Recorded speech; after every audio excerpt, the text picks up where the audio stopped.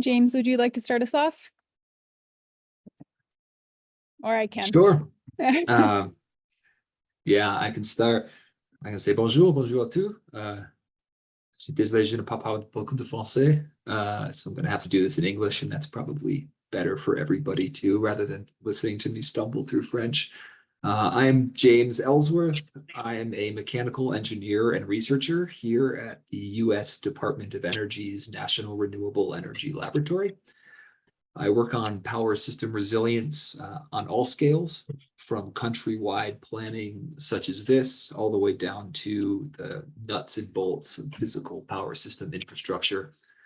I've worked with rural and remote communities in the United States, with the country of Laos in Southeast Asia, and with a lot of other Caribbean nations on various resilience planning activities and trainings as well. So lots of places that have their own unique challenges, but no matter where you are, there's always something you can do to increase the resilience of your power system and make sure that that people in your communities get power when they need it most. And that's kind of really why we're here and what we're talking about today. Yeah, I'll pass it off to Sally. Awesome. Hi, everyone. Thank you very much for being here. It's lovely to finally meet you all. My name is Sally Williams. I am a researcher here at NREL along with James. I am also in our Energy Security and Resilience Center. I focus specifically on decision support analysis work, and specifically working with our international portfolio here at the lab. So again, thank you all for being here. Chrissy, do you want to intro yourself? Yes, thank you, Sally. Hi, my name is Chrissy Scarpiti. I'm also a resilience researcher along with James and Sally. We work in the same center, and we've worked collaboratively in the past to deliver similar trainings to utilities in the Caribbean to integrate resilience into their long-range power system plans. I'll pass it back to you, Sally. Great to be here. Great. James, should we go around and maybe do a quick intro? Yes. Yeah, I think it'd be great to hear and potentially see, if you can turn your cameras on, and just say, go around the room and do a quick name and organization introduction for everybody that's on the line.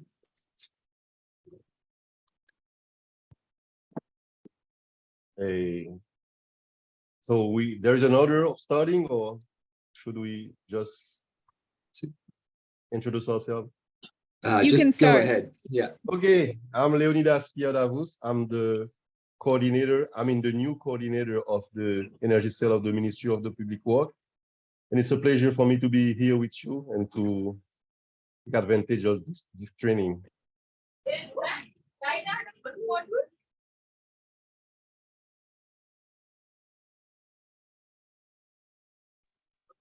Can you hear me? Yeah. Yes. So I'm Nicolas Ali. I'm the past coordinator of the energy cell, and I'm also happy to be here and to learn with you guys. Thank you.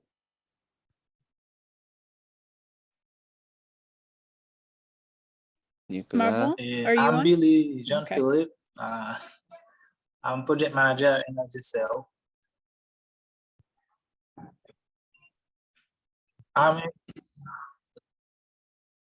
I'm a part of the Leonidas team. I mean.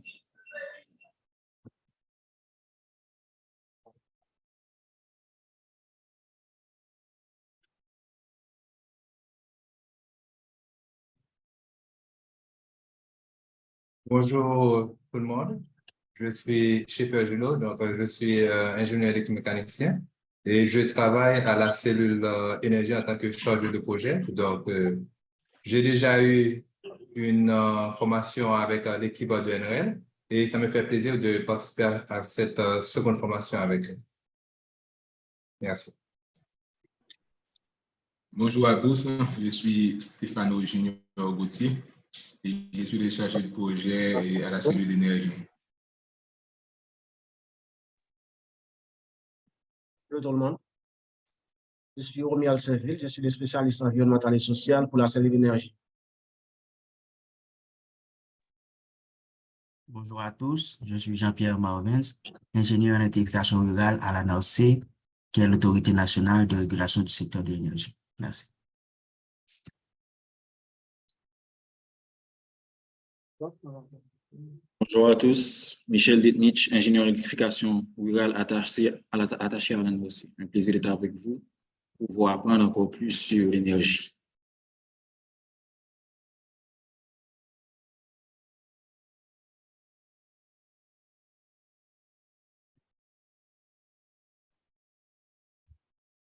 Is that everybody?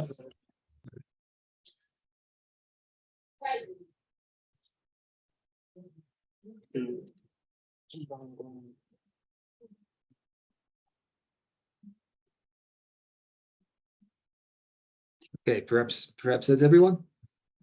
Hello. Hello. Hello.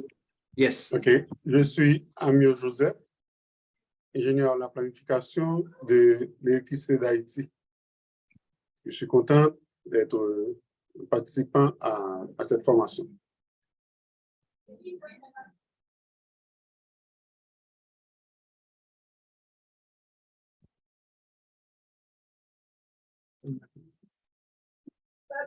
Allô, bonjour. Je suis Ernst Claude, ingénieur électromécanique et je travaille à l'électricité d'Haïti. Et ça fait plaisir d'être avec vous aujourd'hui pour participer à cette réunion. Merci.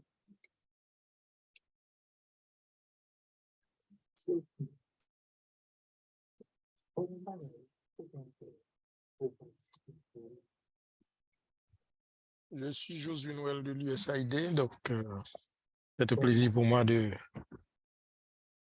d'essayer de participer à cette réunion.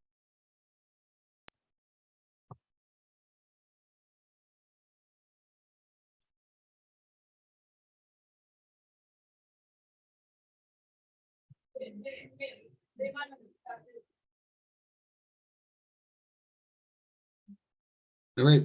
I think that might be everybody. I do believe. Okay.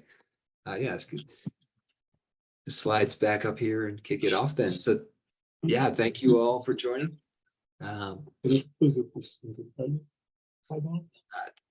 Start off here with our agenda. So we heard that a group of you were really interested in having some workshops on this topic of power sector resilience, which is great. I'm happy to hear that you are prioritizing this topic. Today, we're going to do a big picture overview of resilience and of a power sector resilience planning process. And then in workshops 2, 3, and 4, we'll go into more details on specific topics. We'll talk about threats and impacts in workshop 2, vulnerabilities in workshop 3, and then how to prioritize risks and solutions in workshop 4. Yeah, next slide, please. So we do have some poll questions that we'll have in this workshop. So please have either a computer ready to click on a link or a phone ready to go to a poll everywhere link that we'll have on the next slide here. And then we do have some great resources. We have a list of resources at the end of the presentation, but 2 really good ones right here. Unfortunately, they are only in English, but we have a power sector resilience planning guidebook and resilience roadmap here to if you want to dive into and get more detail on what we're covering today and in the other workshops. All right, so we'll go to our first poll question. So yeah, you can see there's a link in the chat on Zoom. You can click on that link. Hopefully we'll get the QR code back up on the screen that you can scan with your phone. Yeah, you can scan that QR code, or you can type that link into a computer or phone. And our first question here, just make sure that everybody's can get on to the Poll Everywhere software and get a sense of who we have in the audience. Even though we did get a little sense of that from the introduction. But the first question here, just which stakeholder group do you represent? We've got a utility, regulator, Ministry of Energy, or others.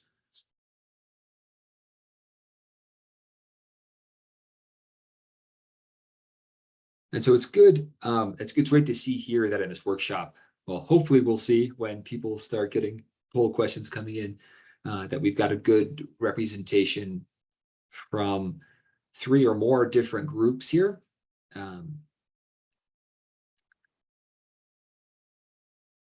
Yeah, here we go. Good results starting to come in. If you're part of the other group, feel free to type in the chat what group you do represent.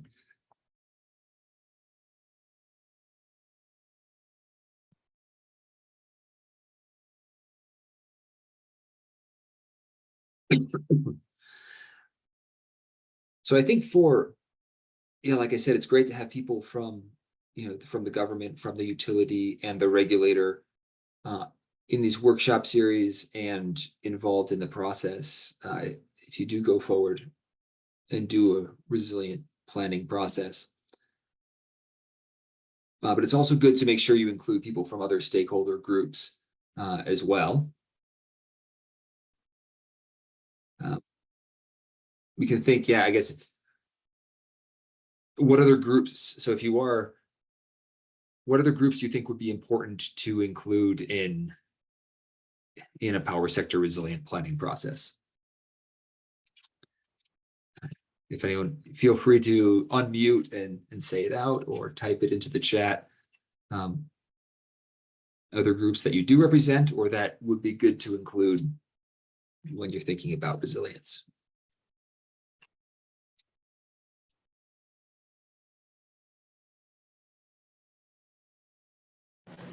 Bon, moi, je pense que le ministère de l'Environnement devrait être partie prenante de cet atelier. Ou bien dans le concept de résilience, et comme vous le dites là, le ministère de l'Environnement. I understood Ministry of Environment, and I don't think I heard the rest. I understood the rest. Yeah. Yes, I agree. Yeah. Sorry, my colleague said that the Ministry of Environment should be part of that training. The Ministry of Environment should be part of the training. These trainings. Yeah, because they work also on resilience, and the resilience part of infrastructure. Absolutely. Yep. Yeah. Yeah, other groups, maybe academia, maybe universities and researchers, perhaps. Yep. Yeah, something else? I mean, I was thinking, in the line of what Billy just said, because the other one also would deal with climate change issues, doing some environment. So I think, and they sometimes have projects that deal with climate resiliency for infrastructures. I think they might be good to have them involved. And I'm thinking as well, private sector contractors would be involved in building infrastructures like lines or power plants would also be good to target. Yeah, absolutely. I wanted to note that in the chat, I see there's folks from the Ministry of Finance. I'm not sure if that is a suggestion for who ought to be included in energy sector planning, or if you are representing the Ministry of Finance, as well as we have someone from the private sector. Yeah. Either way, it's great. Yeah, good suggestions, or great that you're here. Either way. Yeah, and also thinking across other sectors, not just within the energy sector, but transportation and communication as well. All right, great. Let's go to the next slide. So next question. What are your goals and expectations of this of the workshop series? yeah, we know there was a specific request to cover this topic, so I'm curious to hear what what exactly you're hoping most to get out of this.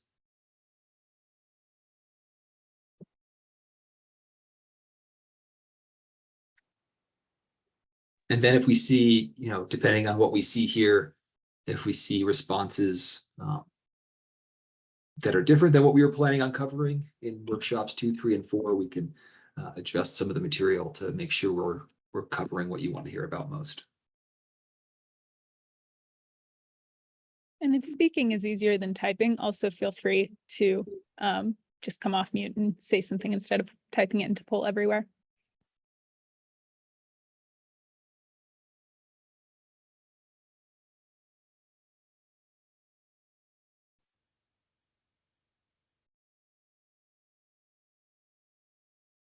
Yes, we had like a meeting session with an NRL the other day, and I think it's better for me to speak in French. I think you'll understand for my other colleague to understand what I'm talking about.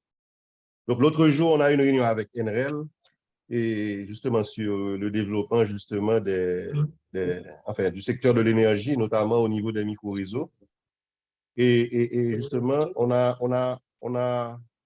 est tombé sur cette offre de formation qui concerne surtout la résilience et au niveau du secteur de l'électricité.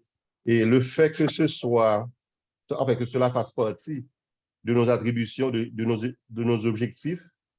Donc, on a jugé bon qu'il serait intéressant de bénéficier justement de l'expertise de NREL dans le sujet pour que nous aussi, nous puissions et quelque part voir comment l'appliquer à la mise en place des projets que nous essayons d'implémenter en Haïti. Donc, c'est pratiquement l'objectif de ma participation à cet atelier. Enfin, pour ne pas être plus long, les attentes, c'est justement de bénéficier d'une plus-value en termes de connaissances pour l'application au secteur pour lequel nous travaillons en Haïti, qui est le secteur de l'énergie.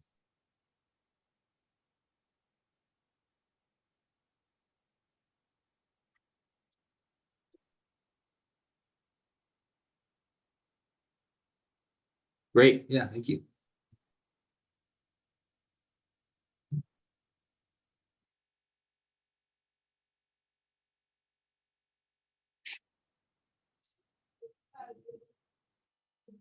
Yeah, so I'm seeing improve the capacity of the energy sector, improving security and resilience of electricity supply, adapting to change, increasing energy storage. Yeah, advancing national policy objectives outlined in the National Energy Sector Development Plan. We'll talk about that later in this slide deck. You see improving technical capacity of stakeholders for the management of renewable energy plants with storage. Okay. Great, that's great to hear all this and great to see what you are all thinking about and hoping to get out of this.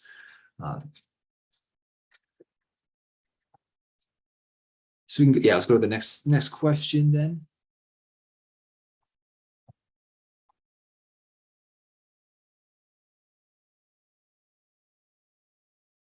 So what does a resilient power sector mean to you, or what do you imagine when you think about a resilient power sector? And again, you can type it in the chat, you can type it in poll everywhere, or just unmute and speak if you prefer.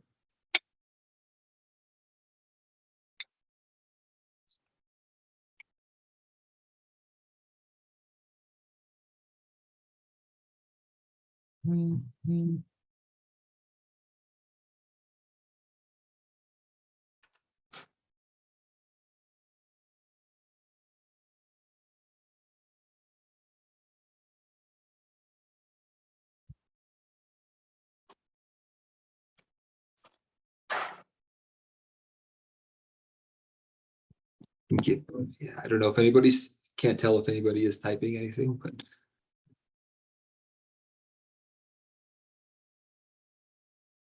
Give it a couple more seconds to see if any responses come in.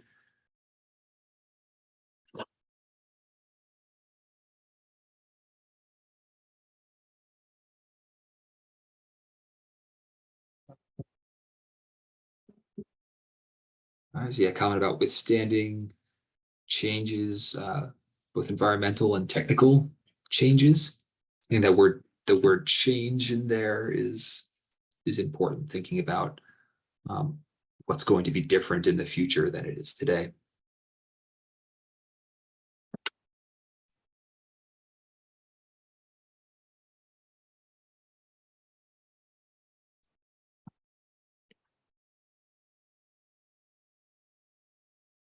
All right, well, let's go to the last question then quickly. Hopefully I didn't cut off anybody's response in the middle. But here we have a map that you've provided of the power system and power grid in Haiti. Hopefully it's not too small on the screen, but you should be, I'm sure you're all familiar with it anyway. But thinking about the power grid and power grids in Haiti, what stands out, or what do you see in terms of resilience? Are there parts of it or aspects of it that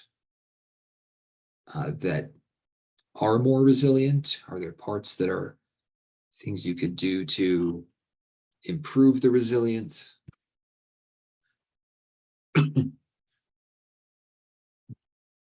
Yeah, we do see distributed grids and generation facilities. Yeah, having several different grids, and even within those grids, there is some spread in the types of generation all throughout the island. Whether that's some central power plants mixed with some hydro and some wind and solar, for sure.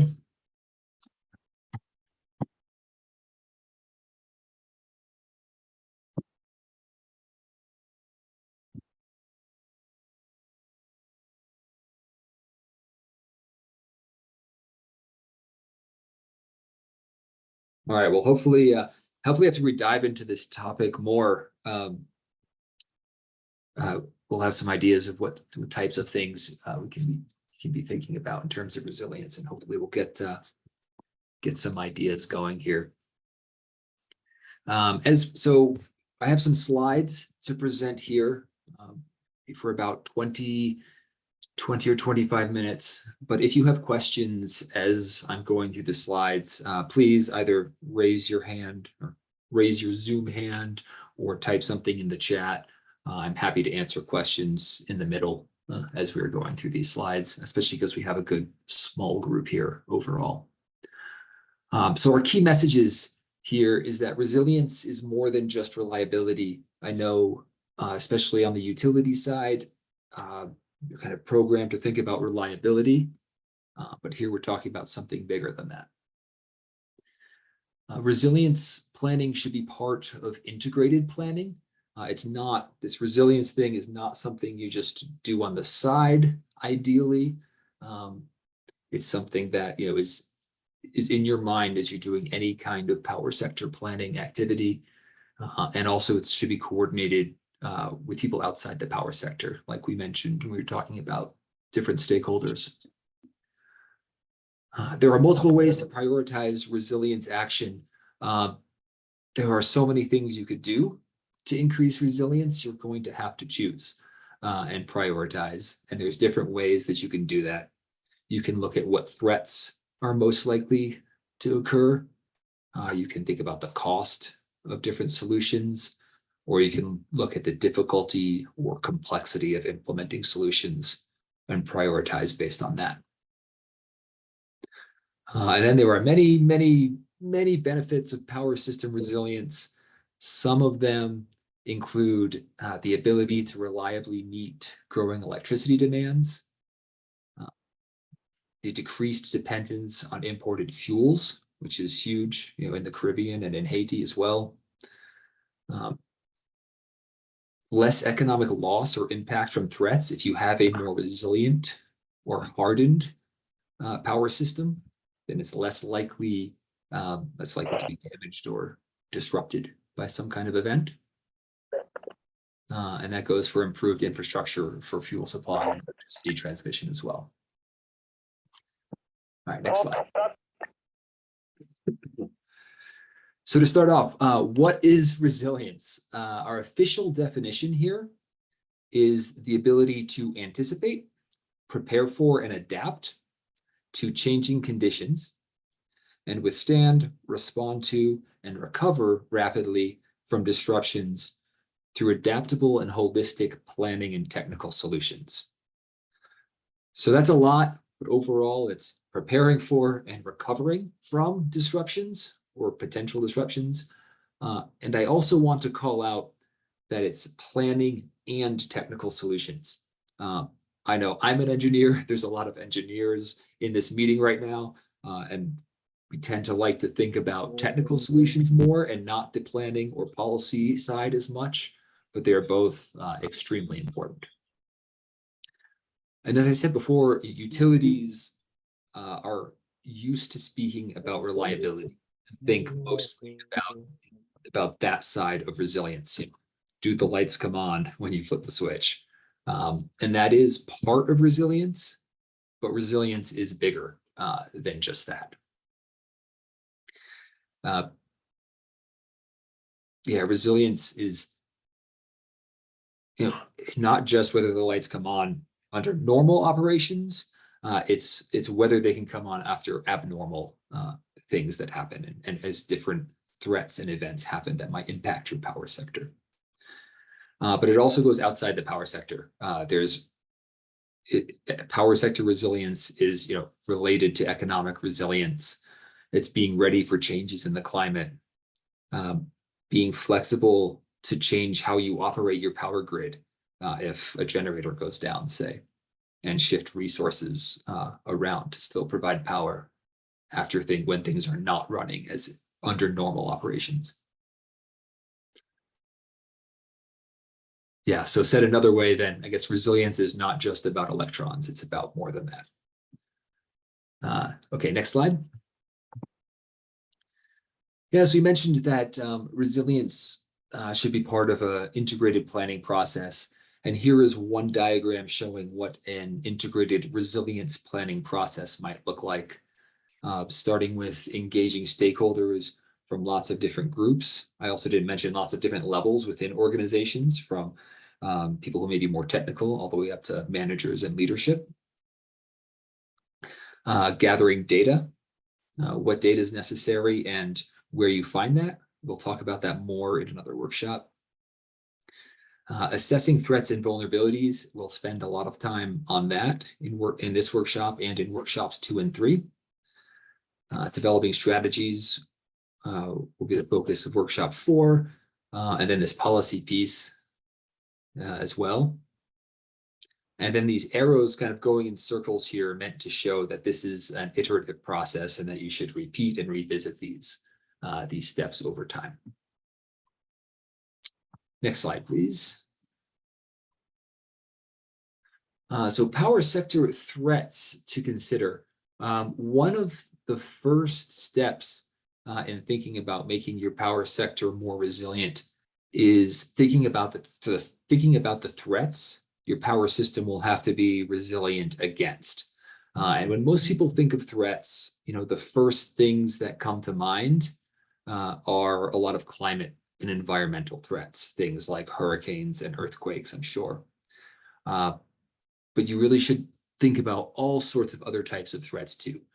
Price volatility of generation fuel, for instance, technology failures, perhaps the collapse of a hydro dam. And then more and more important are human actions and things such as cyber attacks. These threats can impact, you know, the physical infrastructure of your power system, you know, from the power plant all the way through to the load. But they can also impact the operations, finance, and workforce working with your power system.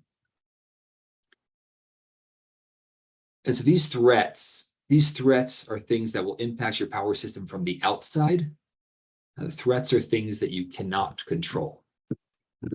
If a threat does hit your power system, then the power system may survive, it may not, it may partially survive, but whether it does depends on the weaknesses or vulnerabilities that you have in your system. These vulnerabilities are going to be a big factor in determining how the system survives a threat. Every power system has vulnerabilities. Some have more than others. And some examples of those could be aging infrastructure, a lack of redundancy. Maybe you have, one transmission line going to a remote area of the island that could represent a single point of failure. And then the people side of it, I know everywhere, lack of enough workforce and lack of workforce, a vulnerability to the system. Okay, so two important words here are in red. They're threats and vulnerabilities, which I said we'll cover more in workshops 2 and 3.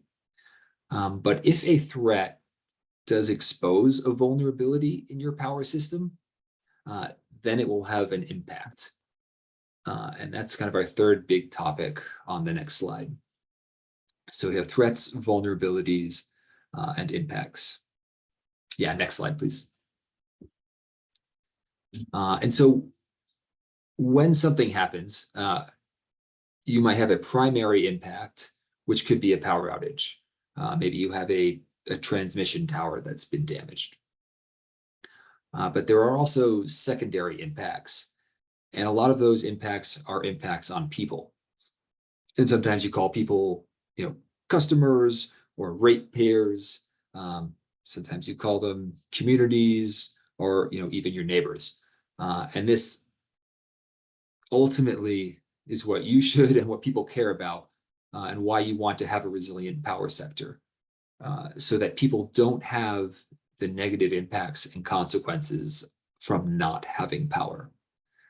And after a threat hits, that's often the time when people need power the most, so they don't suffer some of these social and health impacts, a few examples of which are given on this slide. And they could range drastically from things such as crop damage, which can economically hurt the farmers themselves, but also other people on the island who rely on those crops. You can have increased criminal activity, which I know has been an issue in Haiti. Medical equipment failure, if someone's relying on medical equipment that's electrically powered in their home. And even things such as mental health decline. And a lot of these social and health impacts disproportionately do affect vulnerable populations such as women, children, and elderly. I just want to make this point clear. This is in the power system planning. We're thinking a lot about electrons running through wires, but really that's not why we're doing resilience planning. We're not doing it to get electrons running through wires. We're doing it so we can avoid negative impacts on the actual people in our communities. All right, next slide, please. There's also economic impacts from power outages, and from different kinds of hazards. This is a map of the United States and showing just in the year 2022, the economic impacts from different hazards that have caused power outages. Here ranging from hurricanes to droughts to wildfires to snowstorms and hail. But the point being that that threats can have a huge economic impact on different areas, and this is an actual cost that could be avoided with more resilient power systems. Next slide, please.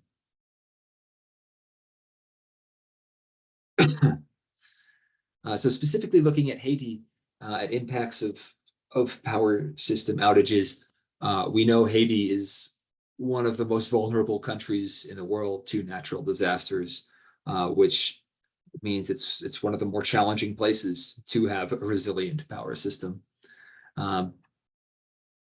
but specifically here, looking at the economic and personal impacts of some of those disasters. Hurricane Matthew that caused damages that were estimated at 32% of the GDP. While the earthquake in 2010, had an economic cost of 120% of the GDP. And also, all the other impacts to human lives as well. James, there is a question, I think. Nicola has his hand up. Nicholas, do you have a question? Yes, basically, it was linked to the previous slide when you showed the impact, economic impact, yeah. Or is this addressed? Those impacts, do they budget to support Haiti and others that are impacted? What's the process?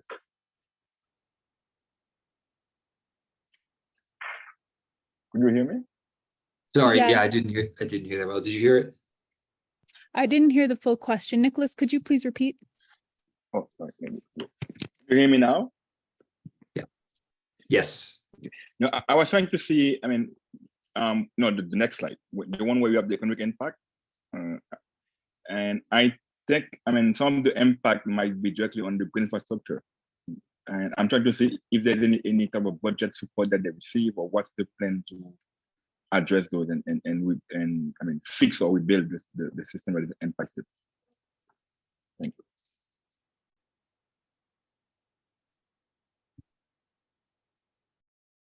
Sorry. Yeah, so yeah, this is impact on a lot of physical infrastructure, and if there's something about plans to fix the infrastructure.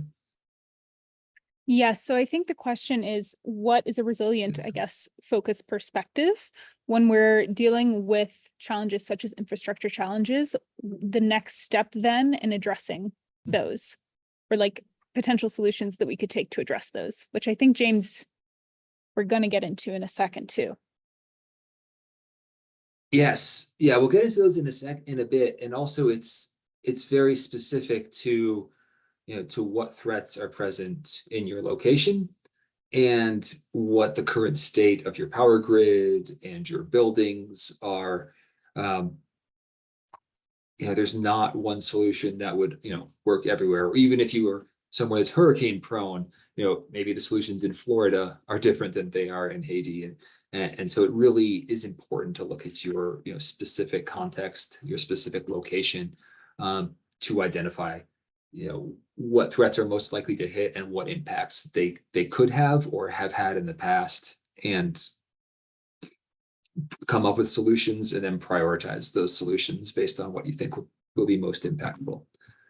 And we'll do, and we're going to do some of that in the future workshops. We'll go through these activities together of thinking about what these threats are, what the vulnerabilities in the power grid are, and then what solutions might address them.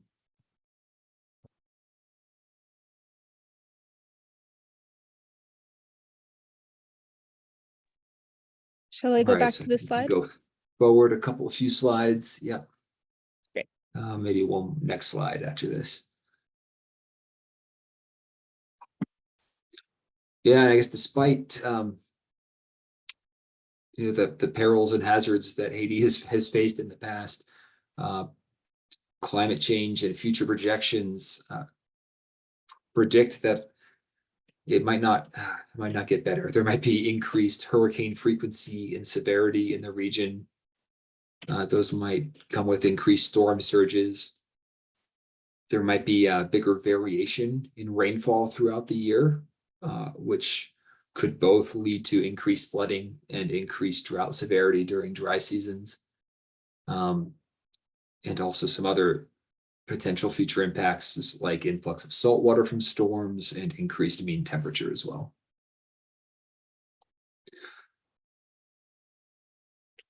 Yeah, so that was a brief overview on threats and vulnerabilities. Starting now to look at how you might develop some strategies and solutions and some examples of what those solutions are. Next slide. So this is a short list of some example solutions. And like I said, it really does depend on your specific power system, what threats might impact your power system and the vulnerabilities that exist today, and also what those things might look like in the future. But they can range from technical solutions. We have some of those here, such as microgrids and islandable energy systems and critical load panels and emergency facilities. They can also be operational type solutions, such as load shedding, and then some economic solutions, shoring up your supply chains, and also policies that'll help resilience. And just reiterating that to make sure we're thinking beyond simply technical solutions. And the next few slides, we have some details on. I'll call out some specific solutions that that could be solutions in Haiti and in your specific context. And like I said, we'll brainstorm more solutions in future workshops. So next slide, please. So one solution could be distributed generation. We mentioned this when we were looking at the map of Haiti, that there is a good amount of distributed generation. You've got like several smaller grids across the country, and different types of generators. There are still some central power plants, but in general, the higher number of spread out generation facilities you have, compared to just having one or two central power plants, that should increase the resilience of your power system. These distributed generation facilities, they could be wind turbines, they could be solar, they could also be backup diesel generators or something else. But if you think about it, if you only have one or two central power plants and something happens to that plant, whether it's damaged or goes offline for some reason, then it has a big impact on a large percentage of the island. If you have a lot of solar and wind farms across the island, and if one is destroyed, even if 10 are destroyed, it doesn't have as big of an impact. So by increasing the diversification of your energy mix, you're decreasing the vulnerability of your supply side of your energy system, which overall means more resilience. Okay, next slide. Another solution could be looking at having more domestic power sources. In Haiti, I think around 20% of the energy demand is met by fossil fuel imports. In the electricity sector, it's probably a higher percentage, and that these imports take up 50% of the country's import capacity, I read. So hopefully that's right. But increasing the percentage of generation that comes from these domestic supplies, whether it's hydropower, biomass, solar, PV, that leads to a decreased reliance on imported fuel, which means you're not subject to fluctuations in price. You're not subject to hijacking of imported fuel, which I've heard has happened in Haiti. Sometimes it's hard to deliver fuel after a disaster. There have been many cases where ports have been destroyed and you can't physically get that fuel to the island to power generators. And also there are things that are totally outside of your control, like geopolitical influences and tensions between various countries can lead to changes in price or changes in availability of fuel as well.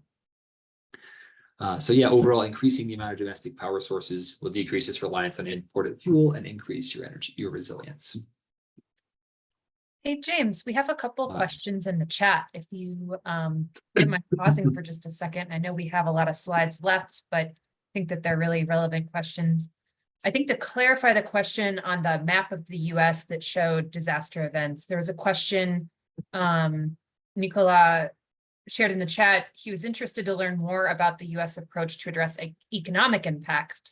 For example, does our government plan or provide any budget to support future resilience?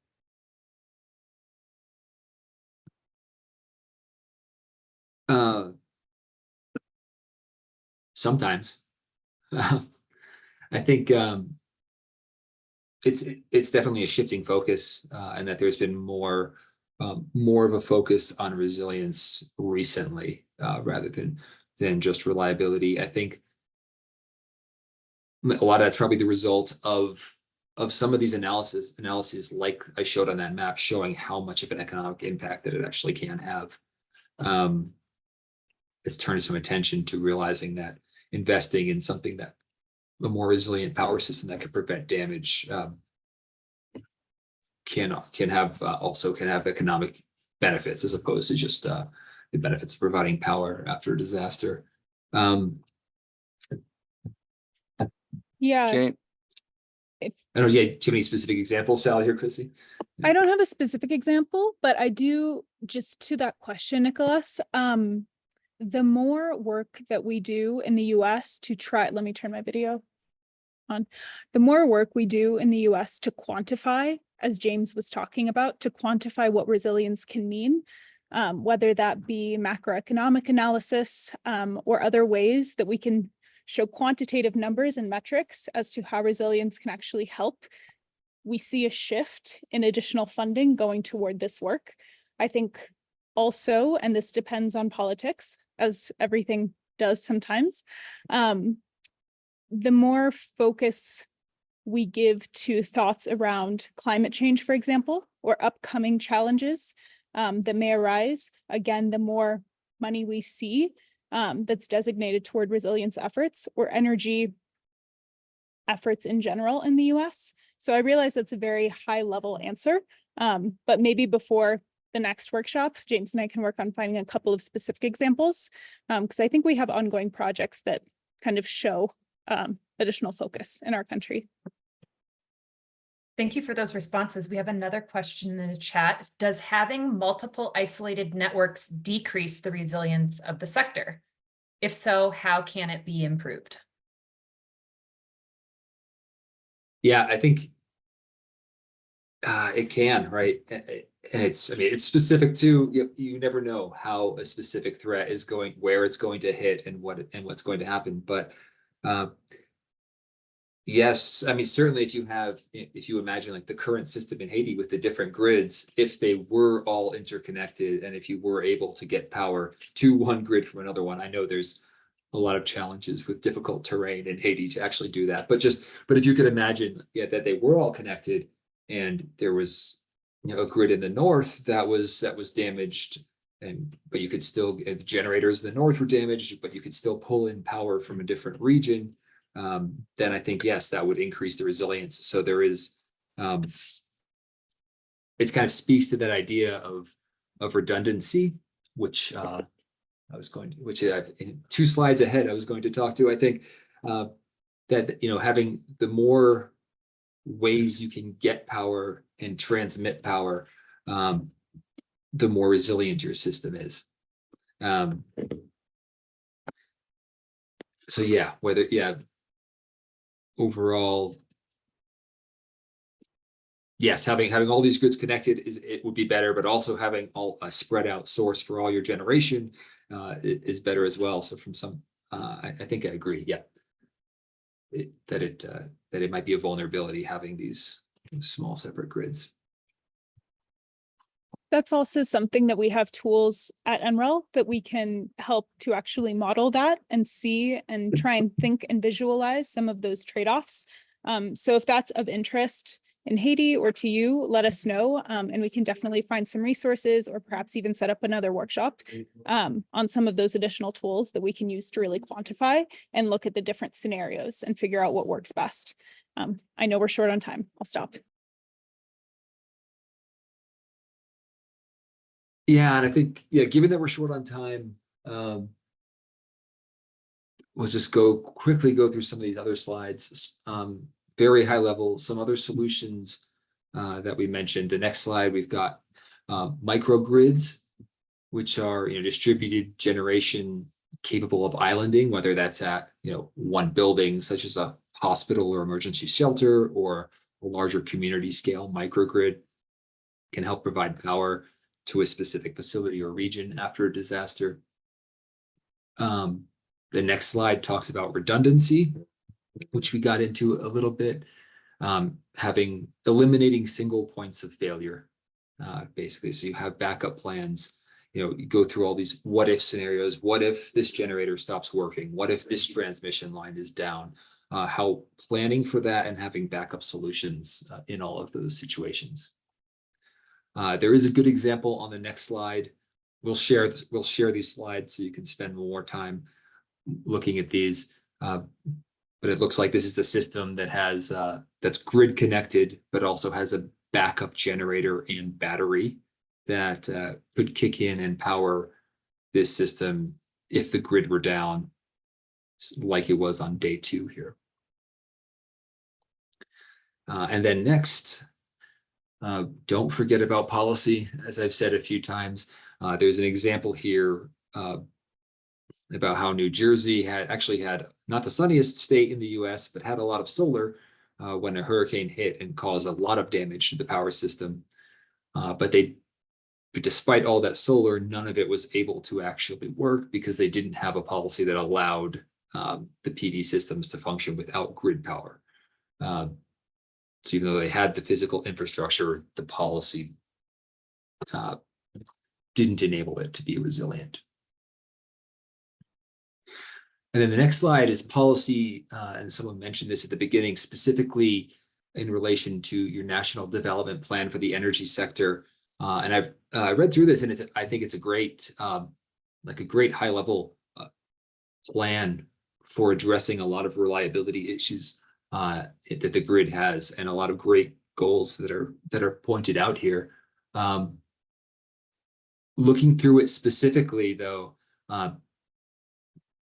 thinking about resilience, I don't know if I saw anything in here that specifically addressed resilience. And so I think it's a good, as you all are kind of developing and coming up with plans like this, we mentioned how resilience should be integrated in power sector planning. I think just constantly asking yourself questions like, does this plan have specific resilience targets? And I know that's a challenge. I know it's difficult when there's so much room for reliability to improve, but you don't, it's not one or the other. You don't have to necessarily choose between reliability and resilience. You can do both. All of the things in this plan, you could implement in a resilient way. I don't think there's anything in this plan that would decrease the resilience of the power system. But you probably could reach a lot of these targets without necessarily making the system more resilient. So I think just encouraging, like in plans like this, thinking about how you can increase reliability and include resilience and reach these reliability targets in a resilient way. Okay, I know. Yeah, so we are at the top of the hour. I think we'll skip forward over the next few slides. Yeah, I think a lot of this we'll cover in workshop 4 as well. Yes. Yes, again, this is just the introduction and high-level overview. So we'll have more time to dive into specific details and talk about specific considerations for Haiti in the upcoming workshops. Shall we share resources and next steps, the next agenda? What do you think, James? Yes, yeah, let's go forward to the, I guess just to the key takeaways and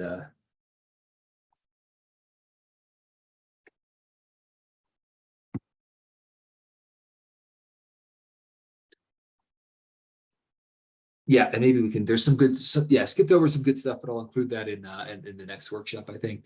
So just to summarize it here, redundancy and diversification are really important for increasing power sector resilience.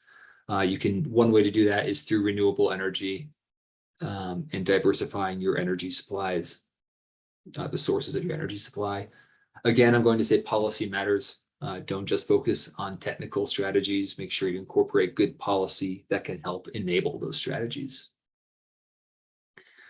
Making sure resilience is in the front of your mind as you're doing any kind of power sector planning processes, and that it's a part of these long-term integrated power sector planning efforts. And then make sure it's iterative. Revisit this process. You might come up with a resilience plan that's great today, but then in 5 years, the environment's changed, the state of your power system's changed, and you have to revisit it to update the context as things change over time.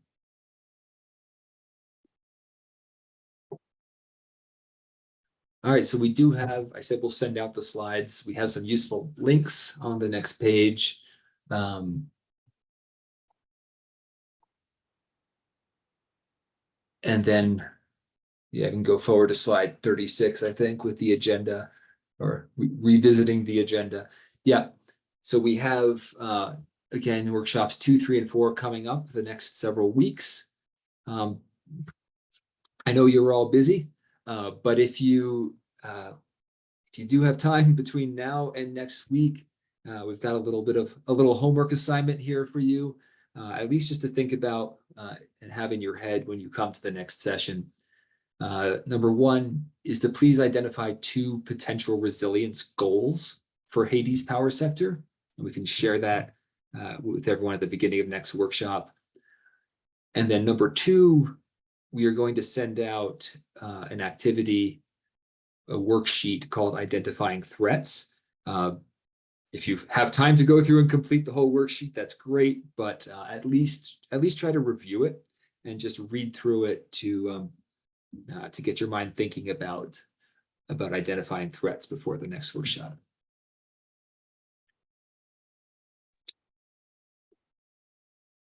All right.